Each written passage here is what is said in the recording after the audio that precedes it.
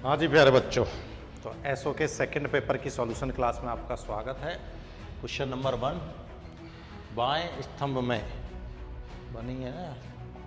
हाँ बिल्कुल, यहीं से 75 से बाएं स्तंभ में एमएस वर्ड कार्य क्षमता का मिलान दाएं स्तंभ में सूचीबद्ध उनकी शॉर्टकट कुंजियों से कीजिए। तो एकदम सिंपल है। देखो, remove the document window split. यदि विंडो स्प्लिट को हमें रिमूव करना है तो हम कौन सी की का उपयोग करेंगे? शॉर्ट की बताएं। तो ये हो जाएगा आपका एल्ट शिफ्ट प्लस सी, यानी स्प्लिट तो होता है एल्ट कंट्रोल एस और उसको रिमूव करना है तो alt shift plus C. Open the insert tab. Insert tab को ओपन करने के लिए तो ये हो जाएगा आपका एल्ट प्लस एन और शो हिडन फॉर्मेटिंग सिंबल्स, इनके लिए कंट्रोल प्लस शिफ्ट प्लस 8। इसकी जगह आप कंट्रोल प्लस स्टार भी यूज कर सकते हो, एक ही बात है दोनों का मतलब। और प्रिंट प्रीव्यू, तो ये कंट्रोल एल्ट प्लस आई भी होता है, दूसरा यहाँ पर कंट्रोल प्लस F2 भी होता है, कंट्रोल प्लस F2, ये दोनों हैं। तो मिलान कर लें एक बार। डी में 4 और ए में 3, ए में 3 है और बी में 3 है, बी में 1। ऑप्शन नंबर बी इसका राइट आंसर हो गया। Next same question, English language. हाँ जी, विंडो 10 में एमएस वर्ड 365 में font menu drop down list में निम्नलिखित में से कौन सा डिफ़ॉल्ट फॉन्ट साइज नहीं होता? यानी आप जो 8 से 72 वाली डिफ़ॉल्ट मेन्यू ऑप्शन चूज करते हैं उसमें कौन सा अवेलेबल नहीं होता? तो देखो 9 भी होता है, 10 होता है, 11 होता है, 12 होता है, लेकिन 13 नहीं होता। 3 होते हैं, ये ऑप्शन में अवेलेबल नहीं होता। 12 के बाद डायरेक्ट क्या आएगा? 14 फिर 16, इस तरीके से। तो 13 ऑप्शन में अवेलेबल नहीं होगा। नेक्स्ट, एमएस एक्सेल 2010 में निम्नलिखित में से किस कीबोर्ड शॉर्टकट का उपयोग किसी सेल की सामग्री को स्ट्राइक थ्रू करने के लिए? ध्यान रखना, स्ट्राइक थ्रू पूछा है किसमें? एमएस एक्सेल में पूछा है, तो आंसर क्या होगा? कंट्रोल प्लस 5 इसका राइट आंसर हो जाएगा। कंट्रोल 5 स्ट्राइक थ्रू में यूज की जाती है। वर्ल्ड के लिए यहाँ पर कंट्रोल प्लस 2 यूज कर सकते हो। इटैलिक के लिए आप 3 यूज कर सकते हो, इटैलिक के लिए कंट्रोल प्लस 3, ठीक है। और अंडरलाइन के लिए आप कंट्रोल प्लस 4 यूज कर सकते हो, ये भी एक शॉर्ट की बढ़ती है। कंट्रोल प्लस 1 का यूज होता है फॉर्मेट सेल के लिए, सेल फॉर्मेटिंग के लिए। फॉर्मेट का एक डायलॉग बॉक्स ओपन होता है, उससे कंट्रोल प्लस 1 से डायलॉग बॉक्स। ये एक्सेल में है, ध्यान रखना, वर्ड में ये लागू नहीं होती है, एक्सेल में लागू हो रही है ये। नेक्स्ट, B2, B3 और B4 सेलों में क्रम से अंग्रेजी, गणित और विज्ञान के अंक अंकित है। प्रत्येक विषय के अधिकतम अंक 100 हैं। तब एक्सेल में प्रतिशत की गणना के लिए गलत फंक्शन क्या है? गलत मतलब 3 सही है। यानी देखो, जब भी है हमें फंक्शन ज्ञात करने होते हैं तो पहले तो हमें क्या होता है? प्राप्तांक। प्राप्तांक के बाद नीचे डिवाइड बाई प्रतिशत आप निकालते हो। देखो, प्राप्तांक बटे कुल अंक, कुल अंक इंटू 100, यानी कि 100 को गुणा कराना है। कुल अंक कितने हो जाएंगे? प्रत्येक सब्जेक्ट कितने की है? 100 की है, तो कुल अंक हो जाएंगे 300 और ये ऊपर इनका सम, ऊपर लगेगा आपका सम। तो देखो, सम भी सही है, 300 नीचे भी सही है, गुणा 100, तो ये तो सही हो गया, ठीक है ना। ये सम ऐसे भी कर सकते हैं बिल्कुल, इंटू 100 अपॉन 100। बात है कि ये 300, अभी भी देखो 300 नीचे, 300 नीचे, यहाँ पर 300 ये गुणा में है, ये गलत है। ये तीनों सही हैं, आप किसी भी तरीके से लगा सकते हो, ऐसे ऐसे ऐसे, लेकिन ये गलत है क्योंकि इसमें देखो यहाँ पर 300 ऊपर आ रहा है, जो कि नीचे आना चाहिए था। कुल अंक को कभी भी ऊपर नहीं ले जाएंगे।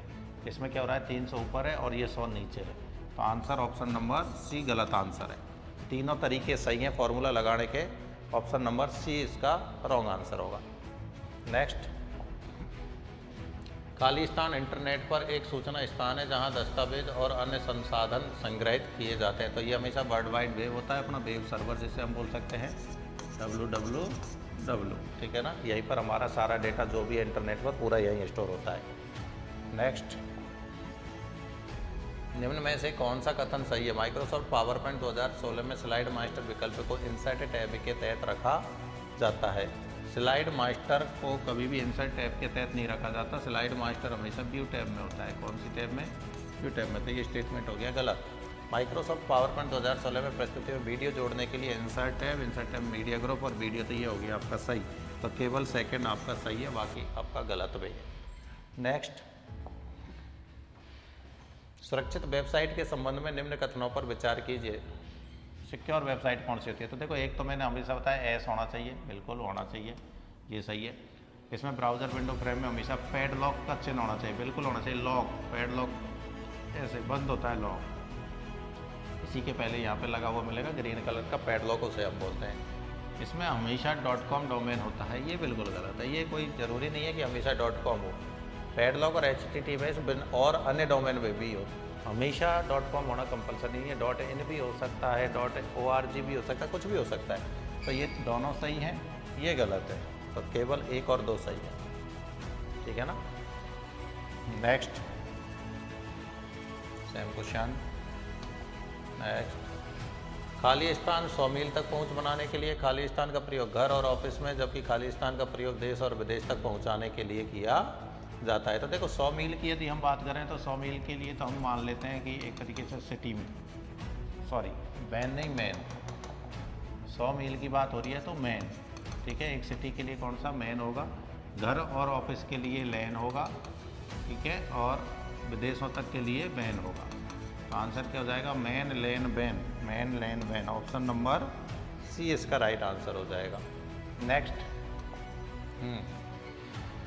MS Excel 365 की वर्कबुक को शेयर करने के लिए किसी को खालिस्तान टैब पर जाना होगा और चेंज समूह के भीतर खालिस्तान विकल्प पर क्लिक करना होगा। तो सबसे पहले आपको पता करना है, देखो चेंज ग्रुप किसका हिस्सा है, यहाँ से आप किससे पकड़ोगे? चेंज ग्रुप से। तो चेंज ग्रुप हमारा किसका हिस्सा है? रिव्यू में। किसमें मिलेगा आपको? ये रिव्यू के अंतर्गत मिलेगा, ठीक है। ट्रैक चेंज याद हो तो ट्रैक चेंज वाला फीचर आता है, तो वहीं पर हमें इसमें मिलेगा शेयर वर्कबुक, शेयर वर्कबुक। तो ऑप्शन नंबर डी इसका राइट आंसर होगा। क्या होगा? Option number D, share workbook, D. Next, क्योंकि शेयर का बटन एक फाइल में भी होता है, लेकिन वहाँ ग्रुप नहीं होता है, फाइल टाइप में कोई ग्रुप नहीं होता, वहाँ स्पेशल नाम दिया चेंज ग्रुप। नेटवर्क डिवाइसों से संबंधित फंक्शनों का सही संयोजन होगा। तो देखो, रिपीटर, रिपीटर होता है कम सिग्नल को, कमज़ोर सिग्नल को मजबूत करने के लिए, ठीक है ना। हब होता है 2 या 2 से अधिक कंप्यूटरों को नेटवर्क में जोड़ने के लिए, कंट्रोल करने के लिए। गेटवे होता है नेटवर्क कनेक्टिविटी बनाने के लिए, और राउटर होता है डेटा को सोर्स से टू डेस्टिनेशन पहुंचाने के लिए। तो आप मिला लें, ए में 2, बी में 3, ए में 2, बी में 3, यही है, ए में 2, ऑप्शन नंबर बी इसका राइट आंसर होगा। नेक्स्ट,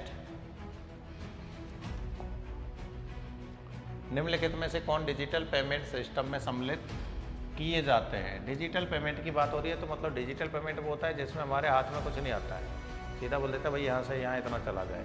तो देखो, यहाँ पर RTGS है, इसमें भी हम बैंक में जाते हैं, सीधा बोल देते हैं भैया इतने पैसे RTGS करके दूसरे खाते में पहुँच जाते हैं, हम हाथ में फिजिकली कुछ भी लेके नहीं आते हैं। डिमांड ड्राफ्ट, इसमें फिजिकली हमें मिलती है, DD मिलती है, उसको लेके फिर दूसरे बैंक में जमा कराओ, संबंधित बैंक में लेके जाओ या ट्रांसफ़र करो।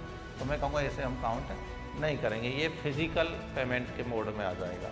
तो इसको मैं डिजिटल पेमेंट मान सकता हूँ। मे भी एक बार फिर भी आप क्रॉस चेक कर लेना, मे भी RTGS एक डिजिटल पेमेंट है। नेफ्ट पूरी तरह से डिजिटल है, इसमें तो कोई इशू ही नहीं है, ठीक है। चेक, चेक को भी मैं डिजिटल, क्योंकि ये भी फिजिकल है। चेक में भी हम क्या कर रहे हैं, चेक निकाल के संबंधित व्यक्ति को भी दे सकते हैं, बैंक को भी दे सकते हैं, लेकिन फिजिकल कहीं ना कहीं फिजिकल कनेक्टिविटी है, इन दोनों में कोई फिजिकल रिलेशन नहीं है। तो मेरी जो प्राथमिकता रहेगी वो रहेगी ए और सी को, ए और सी को। लेकिन इसके बारे में फिर भी मैं थोड़ा सा स्टार मार्क लगाऊंगा कि आप इसको एक बार क्रॉस वेरीफाई जरूर करें। मुझे थोड़ा सा कन्फ्यूजन इस पर लगता है कि इसको कंसिडर किया गया या नहीं, और जहाँ तक किया गया डिजिटल पेमेंट मोड में ही आता है, लेकिन डिमांड ड्राफ्ट और चेक श्योर है नहीं होता। हाँ, यदि इसकी जगह होता ई चेक, आजकल ई चेक का भी सिस्टम चला, कैंसिलेशन चेक, ई चेक का फॉर्मेट चलने लगा है, तो उस केस में फिर ये डिजिटल पेमेंट हो जाता है, ई चेक, ठीक है।